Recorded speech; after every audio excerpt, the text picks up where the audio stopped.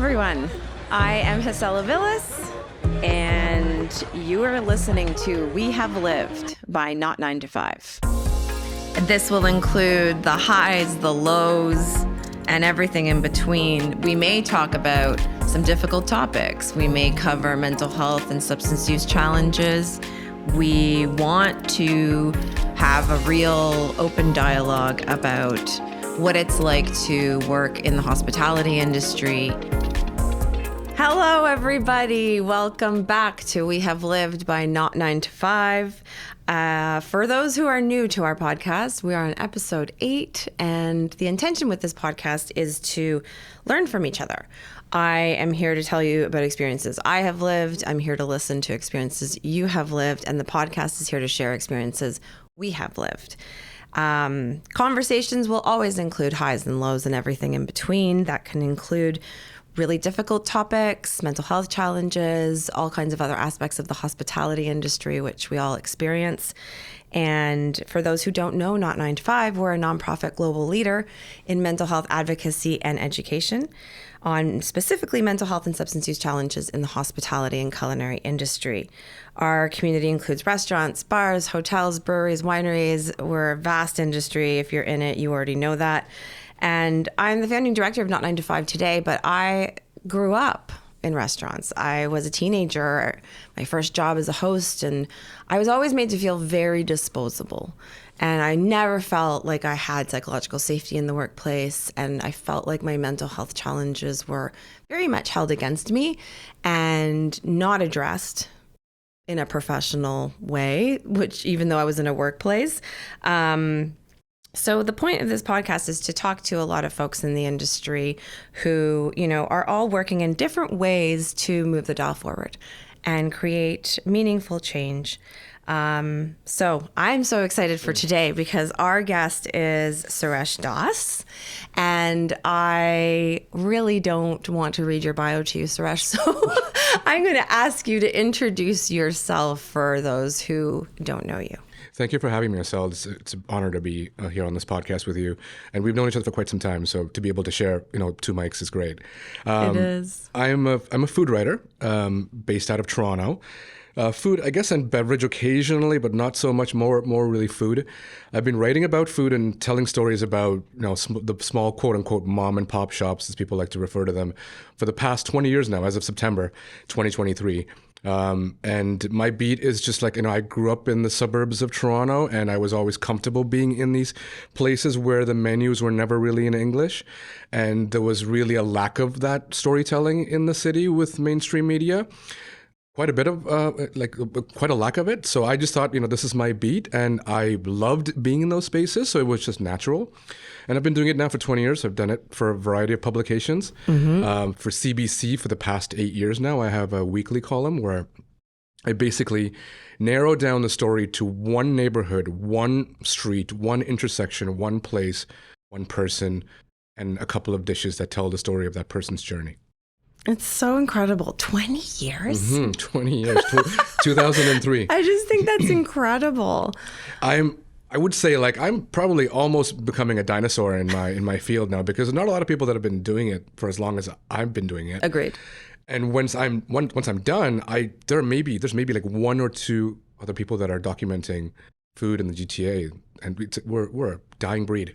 We are. You know what else we have in common is I would call that your life's work. Mm-hmm. And I think a lot of people, tend to jump around every 2 to 5 years in their careers to different things, which I love, and I have done myself in different ways. But we do also have our life's work, mm-hmm. in the sense that there have been 2 decades with a certain mission, and I think when we met, my mission was a little bit more leaning towards emerging local talent, mm-hmm. very similar to the work that you do. But I think through my own lived experience of being a service professional, it led me to founding Not 9 to 5. And it's all kind of come together, though, because even with this podcast, I want to feature a diverse group of voices and mm-hmm. faces. So you have incredible amounts of experience, but I'm also speaking to others that don't, right? That have only been in the industry in different ways for less time. And I love that we have that in common. And everyone's experience is different. right? Entirely. From a pop-up chef to a food writer to a chef to someone running a bar, they're all different. Well, and even outside of the roles, there's intersectionality at play too, right? Yep. So even just who you are affects the role you have, Yes. and vice versa. Absolutely. So that's always fascinating to me that you, like I always say, a restaurant's not a restaurant. Each of them are really, truly their own ecosystems, right? Like I think sometimes people like to generalize them. I'm like, not even remotely on the same planet, those two places that you just mentioned, you know? And an outsider, a diner has very little idea of that ecosystem. No right? clue. Yeah. No clue at all. And it's then, very transactional for a diner. Exactly. Okay, so a little icebreaker just to kick us off. I really love hospitality industry stories. And I would love if you could tell one from your own lived experience. You have a choice of telling us a favorite, a funny, or a fucked up story. Probably one of my first dining experiences leaving my mom's house. So I would say, like, you know, I grew up in Sri Lanka before coming to Canada because of the Civil War. So we left Sri Lanka when I was 12 years old. But I was raised in the kitchen. Like, we didn't really have a babysitter. All of my young memories of like being like, I don't know, a toddler or just like, you know, being like a kid, 6 or 7 years old, you know, I spent the majority of my time in the kitchen. No iPads, no computers, nothing. Right. But I got a quick understanding of like the various sort of processes in the kitchen. So like how like rice would be milled to make like a batter to make dosas, or like there'd be like a copper pot on like an open fire in the corner. My grandmother would be doing one thing, my mom would be doing something else, my aunt would be doing something else, and there was this rotation of like it was kind of like being in a kitchen, like in a commercial kitchen. Excuse me. So very early on, I got a pretty good understanding of how things ended up from one place to the next, to the table to the plate, and even butchery, like even when like, you know, chickens would come in and like how my mom and my grandma would process them. So when we came to Canada, you know, I kind of had that sort of primary education, if you want, when it comes to food. So like being in my mom's kitchen, Sunday mornings were always like sitting adjacent to the kitchen, and you knew how she would make things, how she would go and procure spices and whatnot. And then when I left high school and I was in IT as my first career, I started traveling in my late teens, early 20s. And for the first time now, I was like, you know, like just metaphorically speaking, outside of my mom's kitchen, and I was in restaurant kitchens, and I was in restaurant spaces. And I saw food through a whole different lens. Like it looked different, it tasted different. It was more about presentation. It was more about the way it was presented to you. So one of my first experiences was I was in New York for a job, an IT job, and it was a very quick transaction. I had to go into a building and fix something, and I fixed it quite quickly. Like I was at the top of my game when it came to IT at the time. And I remember, you know, like my flight back to Toronto to Mississauga wasn't for at least 5 or 6 hours. And I did what I was doing at the time, where I would pull out a magazine and look at the top restaurants to go eat through in New York. And I found this one restaurant near Columbus Circle, and I was like, you know what, this is probably going to be really impossible to just go and walk in and grab a seat. I got a carry-on. I don't have a suit. I'm just kind of dressed casually. Right. I'm slightly like still tired from the plane ride, and like, you know, a little grumpy from my interaction with the client. So I go to Columbus Circle. I'm like wheeling my carry-on. I go up the escalator, and the maitre d' was like, how can I help you? And I was like, table for one, please. And he was like, do you have a reservation? I'm like, no reservation. He was like, okay. And then he walks to the back, and there's a conversation, and he comes back and he's like, are you going to be sitting at the bar? Do you want to sit down and have a tasting menu? And I said, I would like the full tasting menu. He goes back to the staff, comes back again. He said, okay, we can probably give you 2 to 3 hours max for the full tasting menu. I said, fine. Yeah. Sat down, he brings over a menu. And at this point, the staff, like the restaurant wasn't fully live yet. So everyone was just kind of looking to see like, who's this kid, you know, in his early 20s with a carry-on sitting down. And I did the whole tasting menu, long story short, and ordered a very expensive bottle of wine because I was on an expense account, and this was my proverbial middle finger to my boss because I hated this job. You know, like flying somewhere, fixing something, flying right back, no social life. So I did the whole tasting menu, the bill comes, and at this point, everyone's like, okay, guard the doors. What if he just bails? So I pay the bill, and everyone was just like, what just happened? Yeah, who is this guy? Who is this guy? Again, this was a time where there were no iPhones, right? You're paying attention to the experience, right? There's 100%. no distraction. And as a lonely diner, this was like illuminating for me because I learned how to be with myself and to pay attention to the symphony of what was happening, etc. There was a lot of learning that was happening at the time. So that was probably the most memorable experience. My first time being in this high caliber, like top 5 restaurants of New York, unannounced, and walking away with this like really illuminating meal. You probably gave them a story too. If I ever come across that staff again somewhere, like I'll ask for sure. Yeah, there must be a recording of it somewhere too. Like, is he a tech billionaire? What's happening here? Yeah, when they're debriefing at the end of the night. So we had this diner. It's like, and he paid. Oh, yeah. I love that story though. I remember those experiences when I first started doing like a tasting menu. Oh man, like that just like cracked open my brain in new ways around food. I grew up very similar to you in the kitchen. My mom also never follows recipes.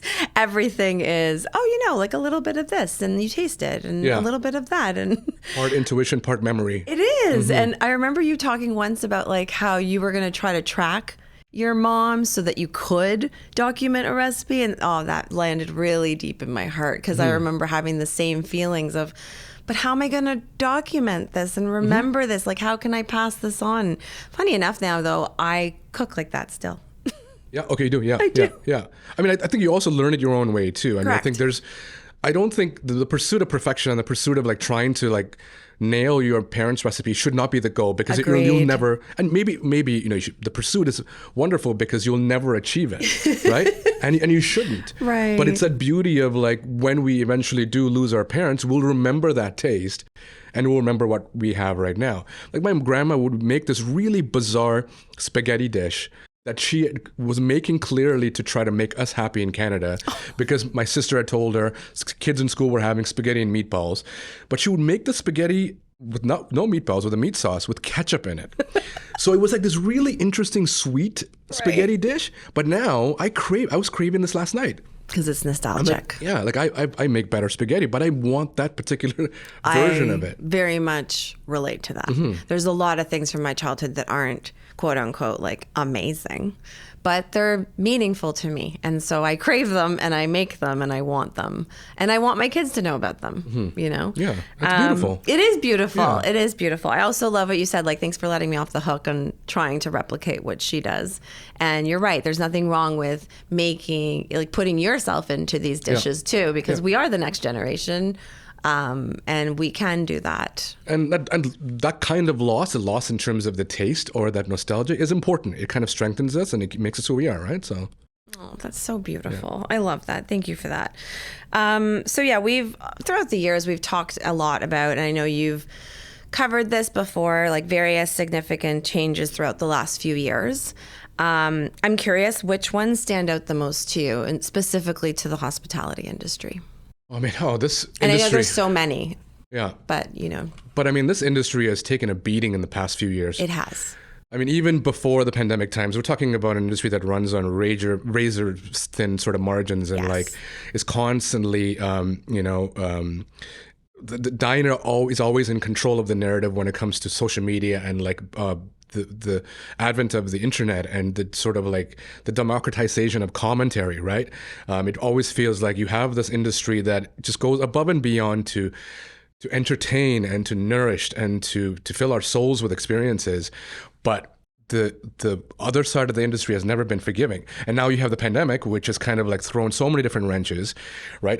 Restaurants are fighting to survive. Literally. Yeah, literally fighting to survive. Even today, past week, 5 or 6 restaurants have closed because they just could not do it. Yep. And we like to think that now the pandemic is over when it's not. Now we're dealing with inflation, shrinkflation, diners just not being empathetic towards the rising cost of prices or service. It's not a good time to be a restaurant owner or a chef because it just feels like there's just a lack of empathy out there, a severe lack of empathy when it comes to diners. I used to think that it was just, a relationship that kind of, went both ways, where like the chefs need to understand what the diners want and vice versa. But now it really does feel like because of all the things that everyone's going through in their own lives, restaurateurs, chefs, cooks are the ones that are receiving the brunt of it. It feels I like. couldn't agree more. I also, like, this is also backed by data and research. Like, the industry has been, food service and accommodation specifically, has been documented as one of the hardest hit. In terms of businesses closed, in terms of losing, employees and service professionals, we have heavily been impacted by the Great Resignation, which I feel like is bittersweet, because I think obviously that's a huge hit on the industry. And also there's this growing intolerance for the way it was. And that I think is a positive thing. But it of course is so difficult to manage both. It's this and that, right? It's not this or that. It's not binary. It's nuance. There's so much in between, and the industry just keeps getting hit. That's the worst part, is that it hasn't even ended. It's wave after wave of just different things. The hits keep coming. It's like they're constantly being pulled back into the round in boxing, right? It's just like round after round of hit after hit. And I think I agree with you. The consumer does not have empathy in terms of the amount that is really needed to make a beautiful hospitality relationship work. You really do need both the consumer and the service professional to come showing up in a certain way. And when you don't have that, it will absolutely affect everything in that experience. Absolutely. And I feel like because we were locked indoors for a couple of years in front of our computers, and that was our only interaction with the outside world, it has made us way more passive aggressive and aggressive to be able to go online and to voice our opinions without even thinking or processing or having empathy.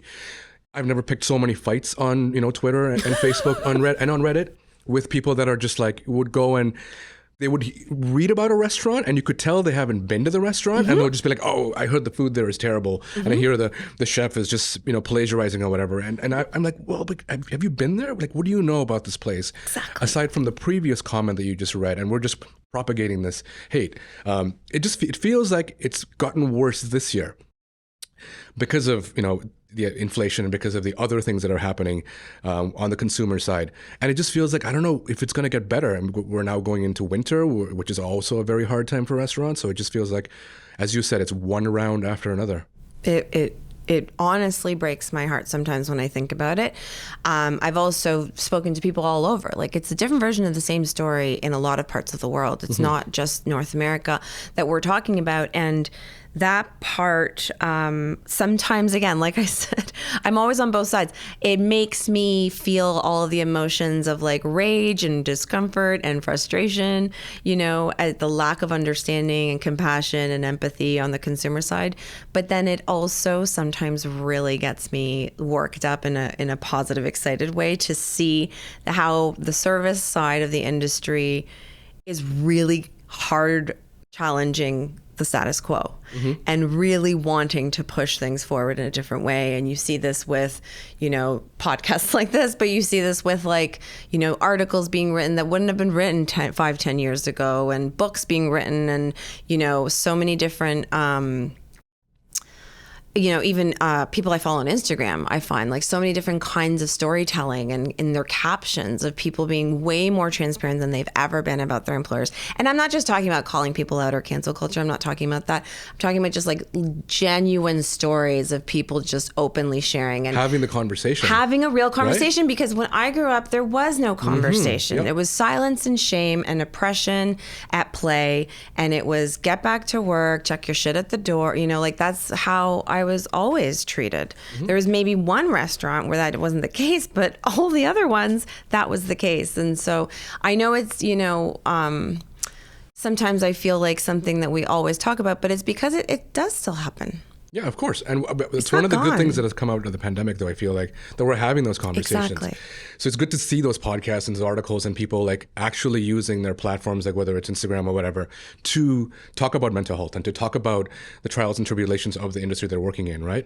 I would say food writers are probably last. We're still not really opening up and talking about the challenges of our industry, but it's really good to see my fellow cooks and owners addressing it. I agree. I think it's... better late than never, you know, and it is finally happening on a professional level and on a personal level. And I think it has to start with awareness, right? You have to acknowledge a problem before you can address a problem. And you also have to reflect on how did we get here? So I think the looking back makes sense to me. The awareness of the current moment makes sense to me. And it gives me hope that we're going to keep going. I mean, it's slow, but still we're moving in that direction, which to me is the most important thing. Okay, curious, you're talking a lot about your job, and I think there's sometimes a misconception of like what a food, travel, drink writer does. And, you know, I'm sure people, if they've gone to your Instagram, are like, oh my gosh, what a glamorous lifestyle. And everything just seems so perfect and incredible. And Suresh just has these unbelievable culinary experiences day after day. And I know that there's a lot of other aspects to that job, but what are readers not aware of when it comes to your job? Well, I mean, first and foremost, it is the best job in the world. I don't think I'd want to do anything else. Amazing. I left a really well-paying IT job to do food writing, which doesn't really, you can't make like $1 bazillion writing food. So it is the best job in the world because I am constantly educated. Like, this is a never-ending journey, right? There's no way I could know everything about Sri Lankan food or Chinese food. There's no way. But that journey is really wonderful because you learn something new every day, and you get to meet the people, the ambassadors of those cuisines that can take you on that journey. So I'm making new friends every week that will hold my hand and say, let me show you something about where I come from, what my part of the world, and why this ingredient or dish is special to me. So that's the driving force.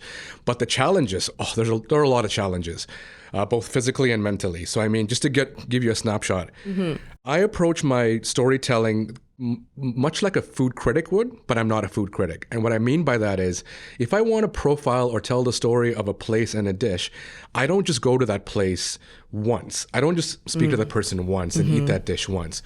So it's minimum 3 to 4 to 5 times of going to a place.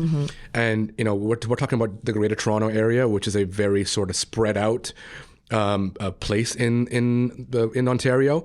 So, I mean, like, I have to drive. It's one of the reasons that, you know, allows me to do what I do, that I have an edge on my colleagues, is that I can go to the places that they can't necessarily go to.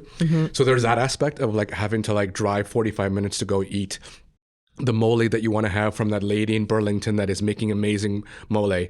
So that takes a toll after a while, because we're talking about 14, 15 restaurant meals a week. So physically, it's like, you're trying to like just manage your body. Like Seriously. It's like, there are days when I'll come home and, my partner, she'll be like, are you okay? Like, you're in bed for like the past 4 hours. And I'm like, I'm like exhausted. It's been like a 5,000 calorie day. So there's that aspect. This is the physical toll of like kind of just like the grinding of your body and understanding like, okay, if I'm going to put this on a national platform, it needs to be a place that is consistent, right? Like taste is subjective. It is. Anyone that tells you otherwise is lying through their teeth. Taste is completely subjective. So what I'm looking for is it has to be consistent. Yes. So if you're following me as a food writer, then I would understand that you understand my palate. That's why you're following me.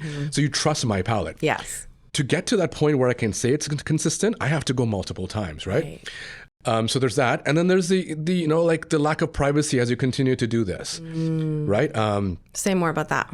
Well, like, I mean, before joining the CBC, like when I would write an article for Toronto Life or the Globe Mail or Toronto Star, there was some anonymity because your face and your voice was not always there.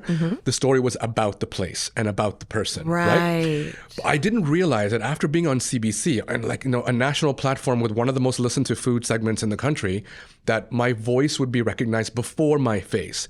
So what I mean by that is there would be times, I'd be in a restaurant just kidding around with my wife or like my friend, and like I'm naturally a slightly louder talker because I do conferences and food tours, so I'm constantly projecting.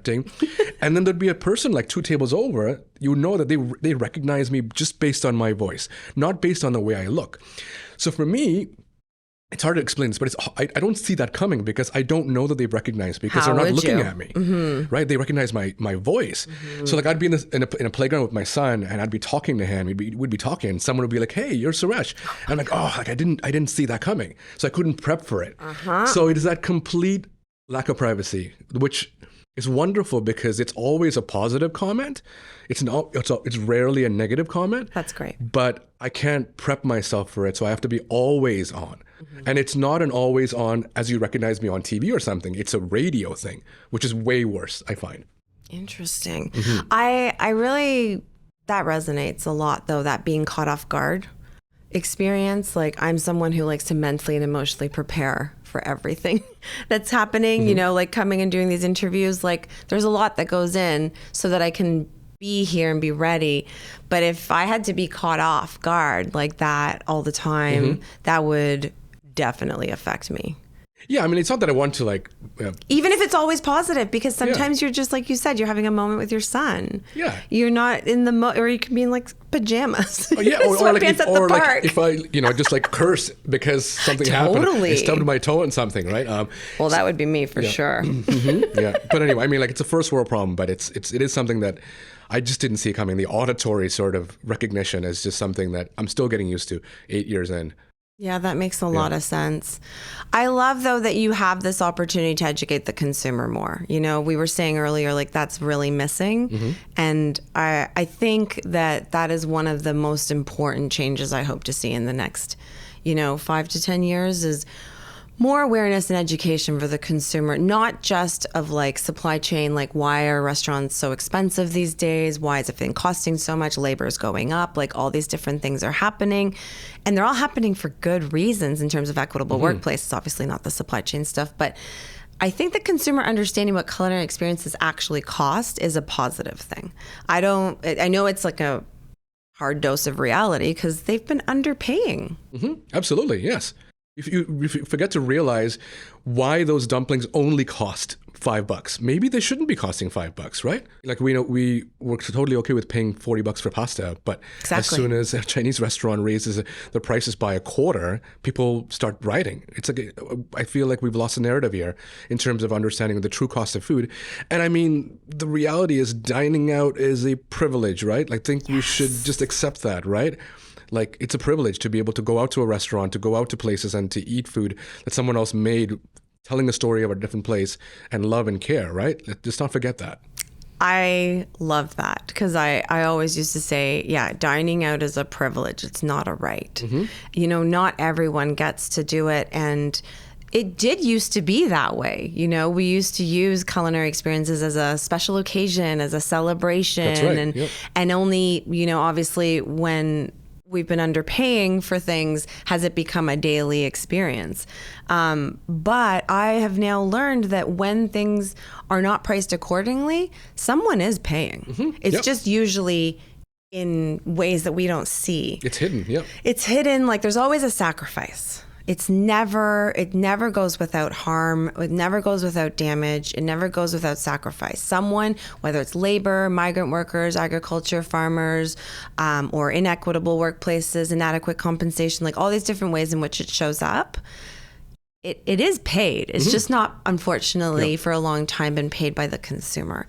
And I think that's such an important thing. And I know you I've talked about that before, and I think it's so important to continue to educate the consumer on these things, especially if you're covering, these emerging, small businesses that ideally need to be charging what that dish is worth. Yes, instead of this like completely racist ideology from the past of, like you said, like, oh, well, it's Chinese food, or, oh, it's dumpling, or in my case, like Chilean empanadas, like it can't cost that much. Well, yeah, it does cost that much when you actually calculate overhead and labor and ingredient, and especially what ingredients cost these days. Yeah, and the sheer labor that goes into making those empanadas. Are you kidding me? Unbelievable amounts of labor. Hence why I only make them a few times a year. Yeah. And a lot of it, and then you freeze it. Yeah, that's what I do. Yeah. It's a lot of work. Okay, so I want to get into a little bit around food media. You've worked in the space for a long time. I've worked adjacent to the space for a long time, more so as someone who's been interviewed right? Or been asked to be featured. I'm obviously not a food writer.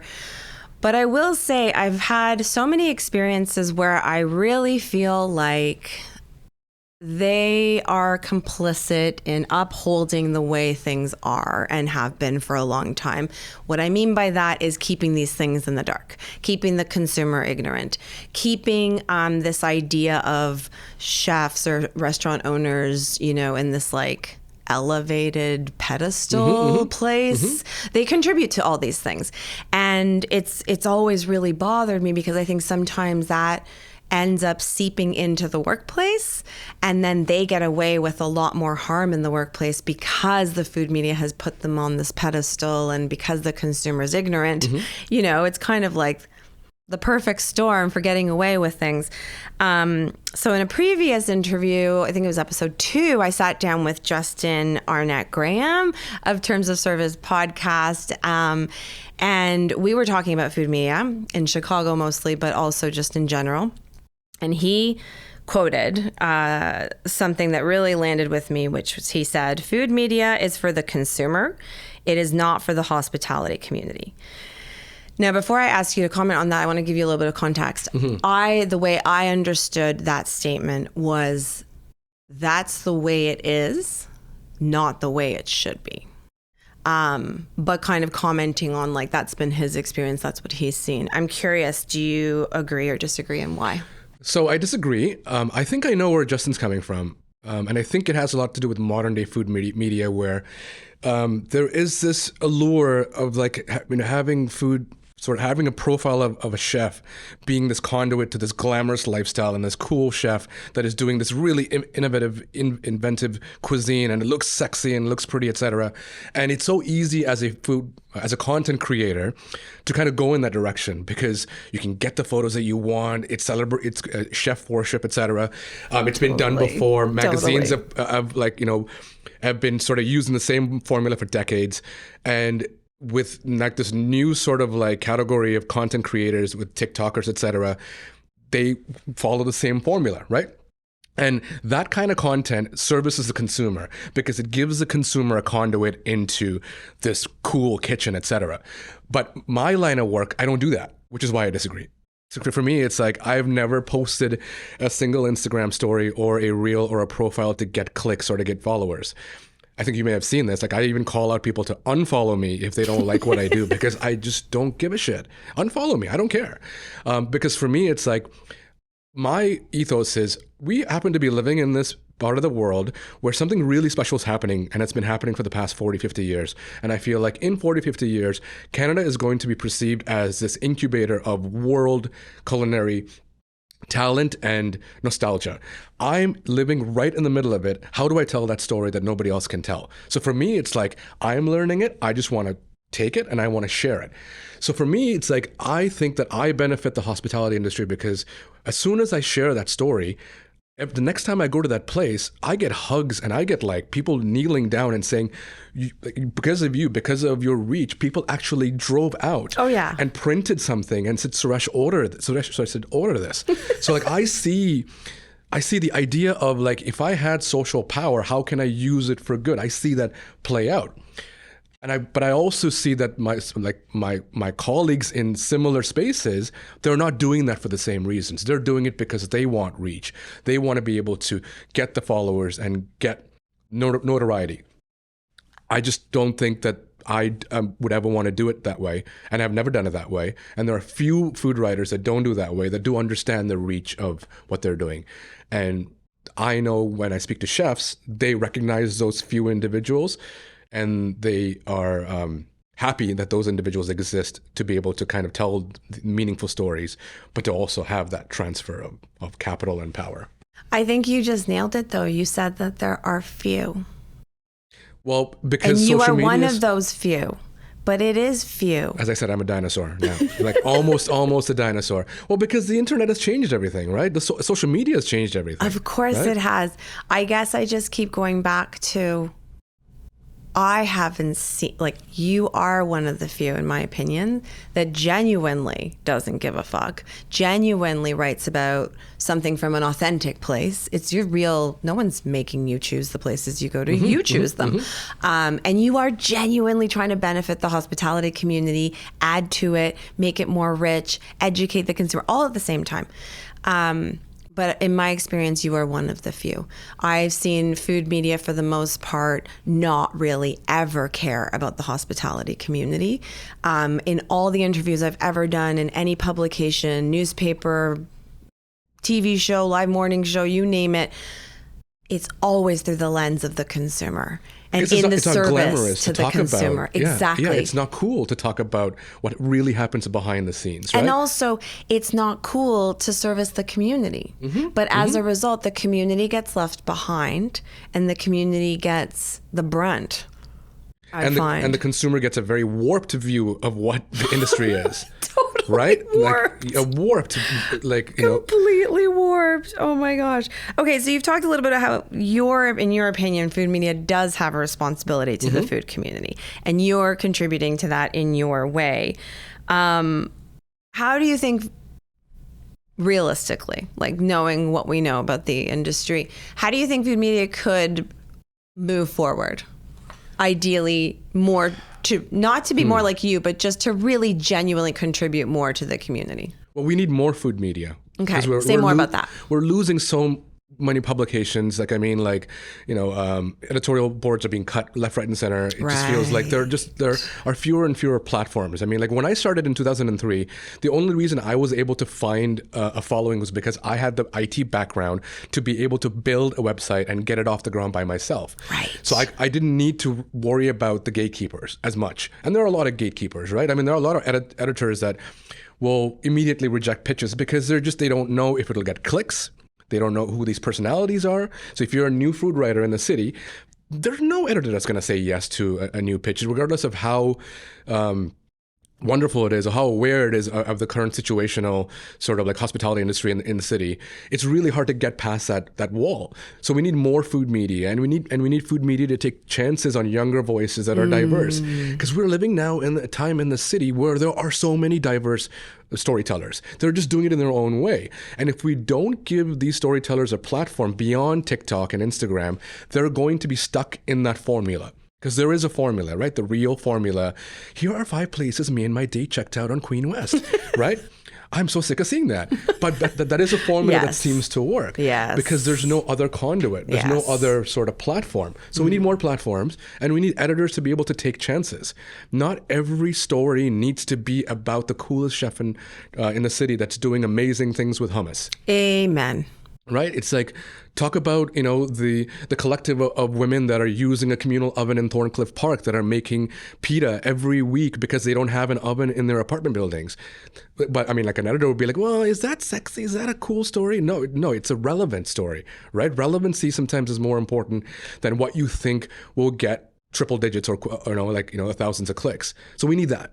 I think we can start with that.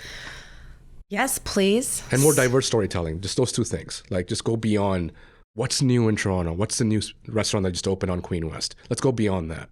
I agree. It's been so low-hanging fruit for so long.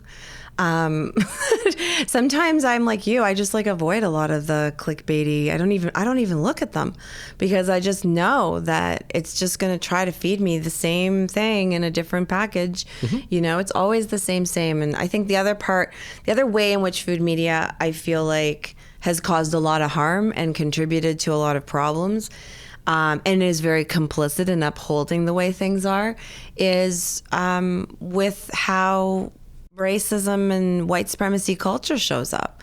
You look at Michelin lists, you look at top 10 lists, top 100 restaurants, top 50, whatever list you want to name. There's so many and now. It's skewed a certain way. And it's always skewed a certain way.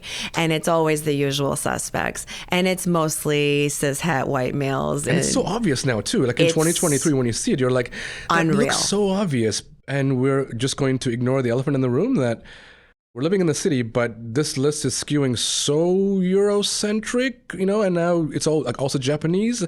It's like always the same way, really? Always. Like, does this person eat out like properly, or? Well, and so that is the piece that I think I also would argue they could do. Like a lot more investment should be put into, training and education and opening up the minds away from what's been, held up for so long. And also realizing, that those lists ain't it. Like there's a lot more, in my opinion, that could go towards looking at labor practices of these places. There could be a lot more transparency around what's actually happening behind the closed doors, because as you and I know, people always say, oh, but they're so nice. I had such an amazing experience there. And it's like, yeah, that's cool. Did you end up ever talking to their staff? Like, did you ever go behind the doors and have any kind of conversation with anyone that even has worked there in the last year? Because those places a lot of the times have high turnover rates.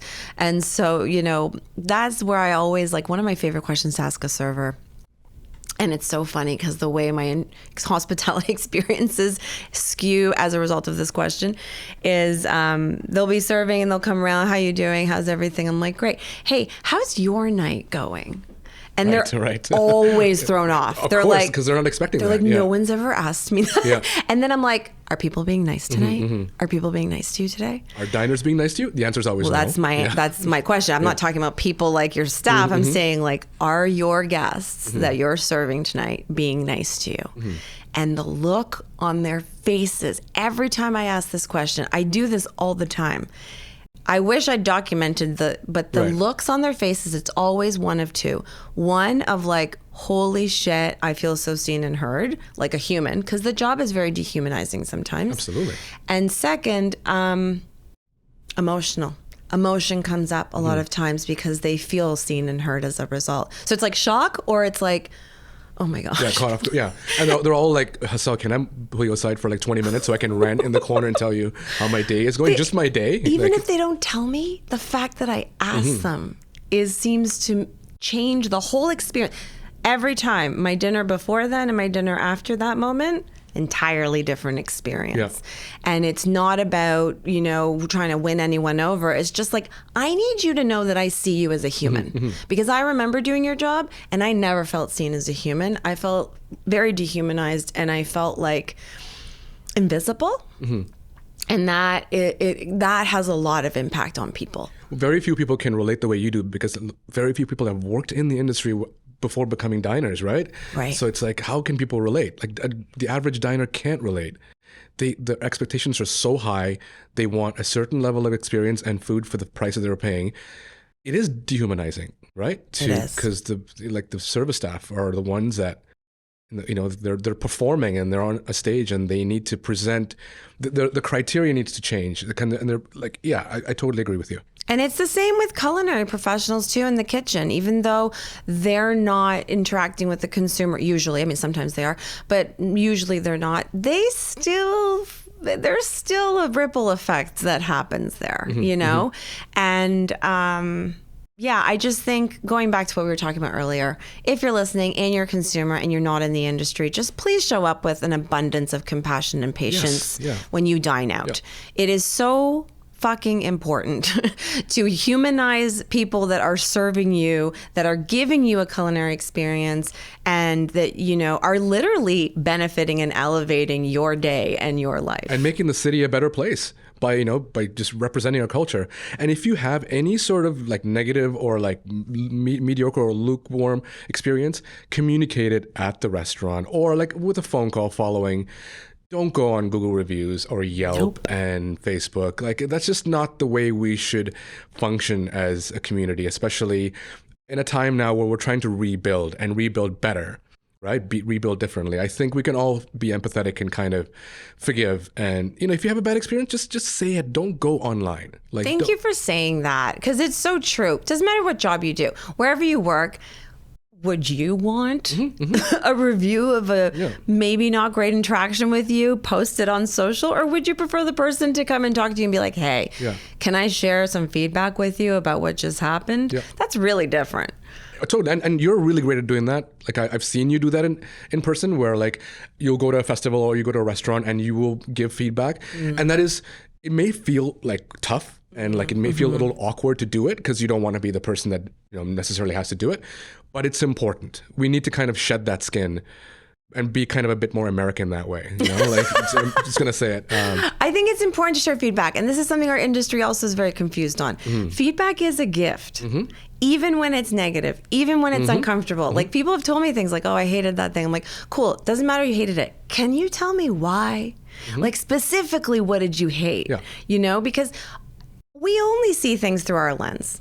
And maybe there's something you saw or experienced that I'm like, oh, I never thought of it that way, right? Absolutely. And I've literally had people give me very negative feedback on certain things, and they were right. And I always think now, I'm like, someone's taking the time out of their day to come and share that feedback to improve what I'm doing. That's a gift. Well, we all have blind spots, right? It's important. It's how we can help each other. We tend to be kind of passive aggressive in this town, and I think we need to kind of let that go. I agree. But anyway, that's end of my rant. That's another podcast, Suresh. Okay, one of the last two questions. I want to talk a lot about going back. I was kind of alluding to some of it that happens with media, with racism, white supremacy culture, and how it shows up in hospitality. But I think you do a great job of cultural appreciation versus appropriation. And I'm curious, like, how you think food media could better handle BIPOC representation. I think we need more of it. I think we need to cover more of it. It just feels like if you, any given week, like I use Pocket and Feedly to follow food media in the city. At the end of the week on a Friday, if you look at all the articles that were published throughout the week, you could tell that it was skewed a certain way. It's always covering the top chef that's opening a new restaurant in the city. Right. Or here are 5 empanadas chosen by celebrity chef, whatever, for a certain magazine. And it's like, wow, this celebrity chef is always choosing the top 5 things in the city, and he's the only one getting, profiled. So I think we could just have more representation. We have a lot of really interesting culinary voices on all ends of the spectrum that we could profile and we could cover. So first and foremost there. Secondly, on the topic of appropriation, or like if you're ever jumping into a culture or cuisine that is not yours, I think it's the 3 pillars of like, acknowledge it first and foremost. Acknowledge that I'm going to talk about Chinese food and I am not, from Shanghai. First of all. Secondly, respect it. So understand what you're talking about. So if you are describing a certain dish or a certain kind of cuisine, describe it properly. Don't just say, oh, it's kind of like an empanada, but it's filled with soup, right? Describe it properly. I mean, try to find some connective tissue to the diner that may not know what you're talking about, but then take them on that journey. Don't just hold their hand. Bring them as close as you can to the dish. And the third thing is just don't fuck it up. Like tell the story, complete it to the end. So, like it's acknowledge, respect, and execute, and if you just follow that arc, I feel like you have conveyed to the person that you're representing or the diner that you have taken the time to acknowledge and taken the time to seep into that culture. And you're not just helicoptering and doing, a hit here and then you're gone tomorrow and you don't care about this person or the cuisine, right? So I think we can all do that. It's pretty easy. It's just like acknowledge it. Like acknowledge that you are entering a space that is unfamiliar, but you're doing it because you are curious yourself. You're not doing it to check off something, and follow through with it. Right? As a chef, you can follow the same pillars. As a writer, you can follow the same pillars. And as a diner too, I think, like if you're a diner and you're like posting on Instagram, I think, like if you go somewhere and you eat something really cool, I think spend a few extra words or, a few extra lines just describing what it is and why you were there and why. Yes, to all of that. I think sometimes there's a lot of resistance to doing something a different way. And it's been this way for so long.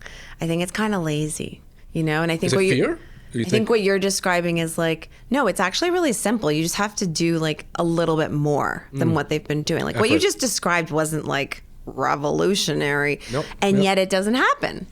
So I go back thinking like, well, why doesn't it happen then? And I think it's just been a lot of like laziness, but also like in terms of storytelling on my end, there are just not enough words sometimes. Like words get cut all the time, That's right? true. So if you spend the extra 300 words to give people that depth, it gets cut. It can get cut. Right? So the problem is systemic in It terms is. of like, Yes. we have to just rethink the way we're storytelling, rethink the way we're having these conversations, right? And like what's a better time than now? Because we have all these amazing rich cultures right now. We should be telling these stories to the fullest extent, right? So I don't know. It's like the problem is just it's baked into the industry. I agree. It's baked into the system and it is a systemic problem. And I think as individuals, there's only so much we can do. And I totally recognize that. And I also think the more that we address this and talk about it and acknowledge it and, move forward with respect and curiosity, there does tend to be a little bit more disruption over time. It takes time, but it does happen. Okay, so final question, Suresh. I love the concept of trying something for the first time. I'm a huge fan of challenging myself, hence this podcast, of challenging myself to do things that are maybe out of my comfort zone. I find there's a lot of growth that happens there. Dr. Brene Brown coined the term FFTs, and she calls them fucking first times.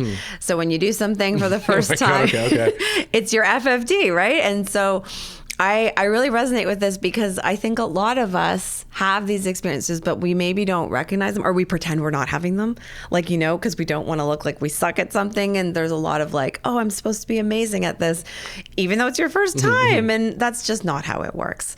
So I think, a lot of what we talk about is around change and meaningful change. And I think part of change is having these FFTs.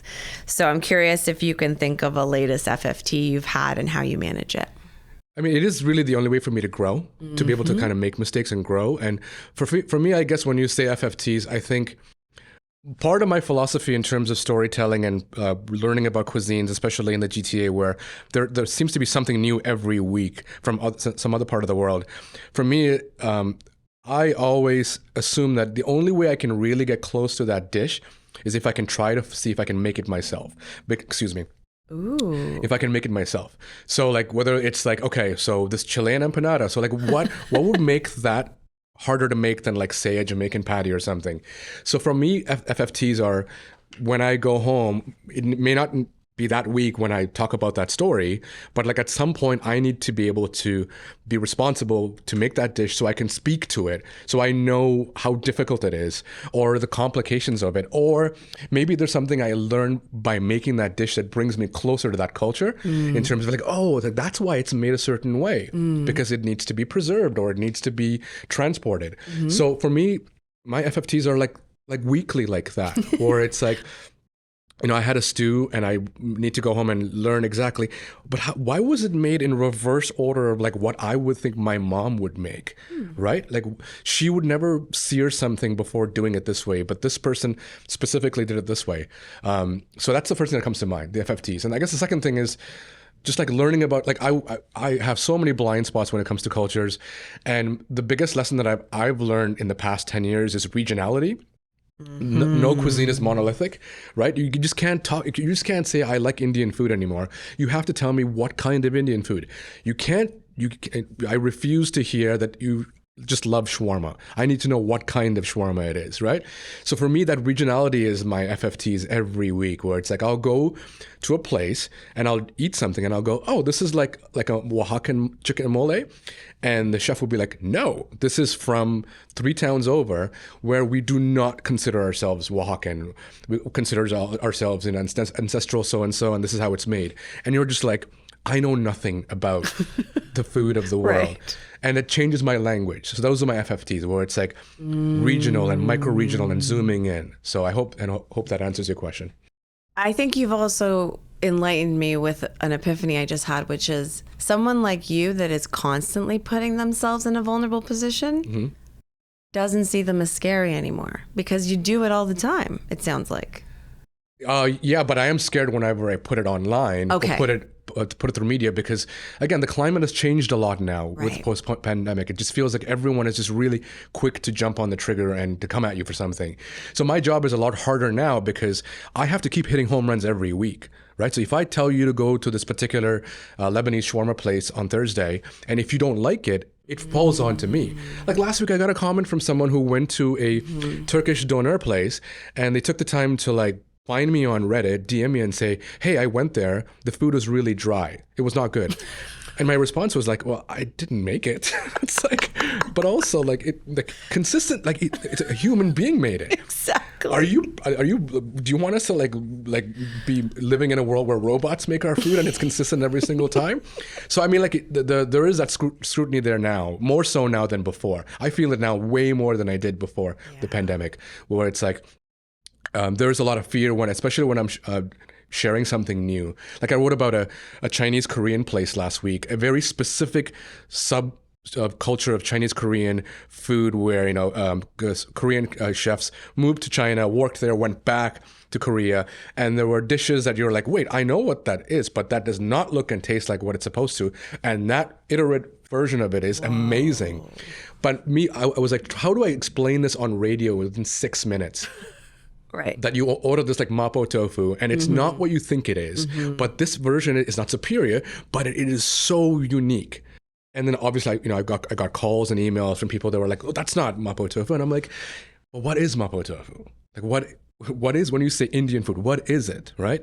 So the job is harder now because there are just so many voices. The democratization of an online, aunties and uncles on Facebook, they're the worst. They're the worst. Especially Indian uncles are the worst. They'll come at you for like everything and anything. So anyway. But yeah, you get a lot of responses back, which makes a lot of sense. I think ultimately, I'm glad to hear that, but it must suck to deal with that on your end. Oh yeah. I'm glad to hear that there's so many people that care about this, and that it's because we're talking about the non-conventional, not list stuff, but yeah, it's. Well, I don't mind being corrected. I mean, come at me and tell me that I said something wrong, but it's just like the nuances of it, right? Yeah. Food is just like so regional and nuanced. Well, it's also so personal. It's so personal too, right? Right? Like sometimes if you're covering someone's like hometown, that feels personal. Yeah. The other thing though is the fear that you described. I think that's very real. The pressure and the fear like that. I can definitely relate to that. Talking about workplace mental health and hospitality is not the easiest topic to cover all the time. And as you can imagine, there's a lot of feedback that comes back. And also it's a topic that's ever evolving. Yeah, absolutely. We're all playing catch up right now. Yep. This topic has been neglected for centuries. So there's a long way to go. And the seasons change. Yeah. Every day. Yeah. Well, Suresh, thank you so much for being here and sharing so much time and so much of yourself, so much of your career.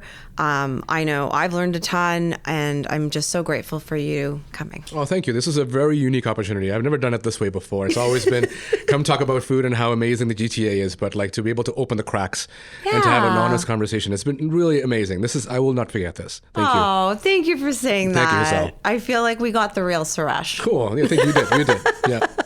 Well, thank you everyone for listening. This has been another episode of We Have Lived.